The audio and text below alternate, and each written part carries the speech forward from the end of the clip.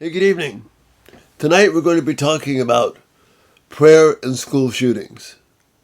Prayer and school shootings.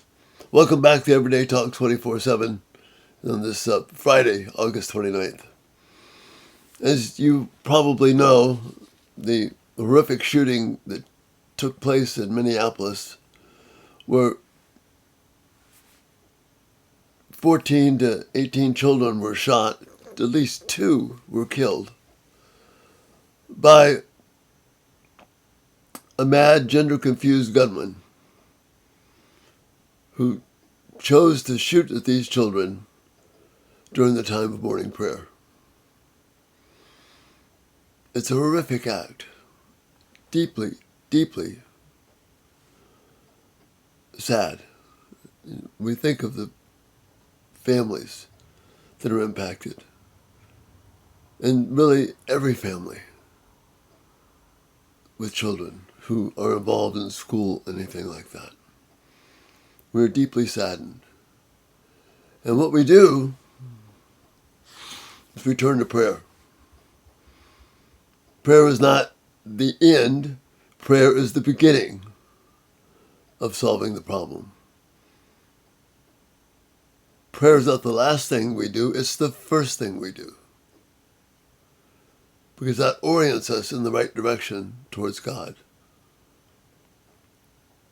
For several hundred years, that has been the MO of this country. When things overwhelm us, we turn to God in prayer. But lately, prayer is under attack.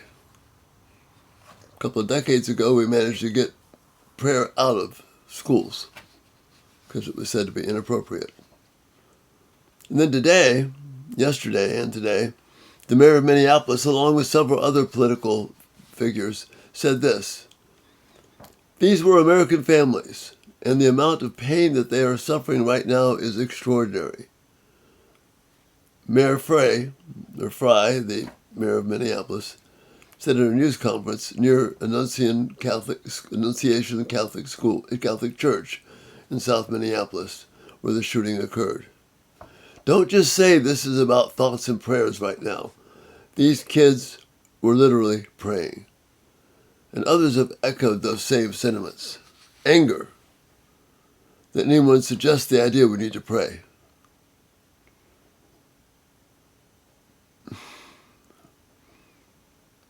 As I said a moment ago, prayer is the first thing, not the last thing, not the only thing. But we must begin with prayer. Listen to Psalm 46. God is our refuge and strength, an ever-present help in trouble. Therefore we will never not fear, though the earth give way, and the mountains fall into the heart of the sea, though its waters roar and foam, and the mountains quake with their surging. This describes the lives of these families immediately impacted by this horrific shooting. This psalm is offered as a prayer. God is our refuge from that. But then, verse 4, "There is a river whose streams make glad the city of God, the holy place where the Most High dwells." See, there's hope here. We turn to God. We ask for His help.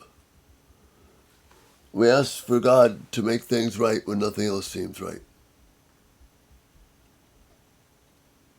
You see, prayer brings comfort to the devastated. Prayer brings hope when there is no hope.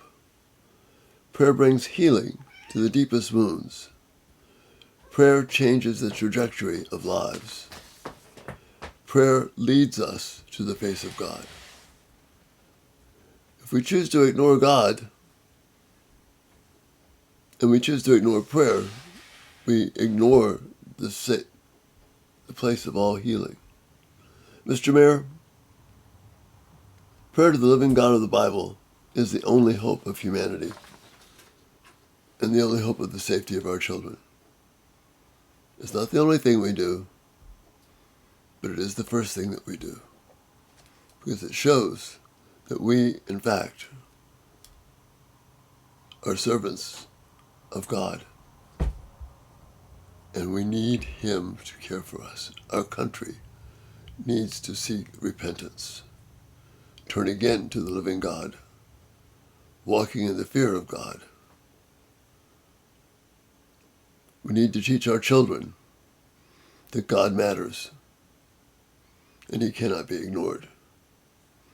We can no longer believe the lie that we could be good without God. There is a God who has a river whose streams make glad the city of God, the place where God dwells. I pray that that would grip us.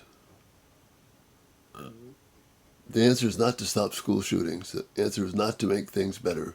The answer is to turn to God in faith and repentance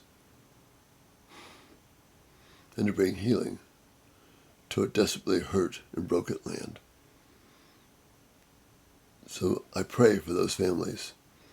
I pray for each of us that we would know the path of repentance and peace at last. Thank you for being here tonight, and Lord willing, talk to you tomorrow. Have a great night. Bye-bye.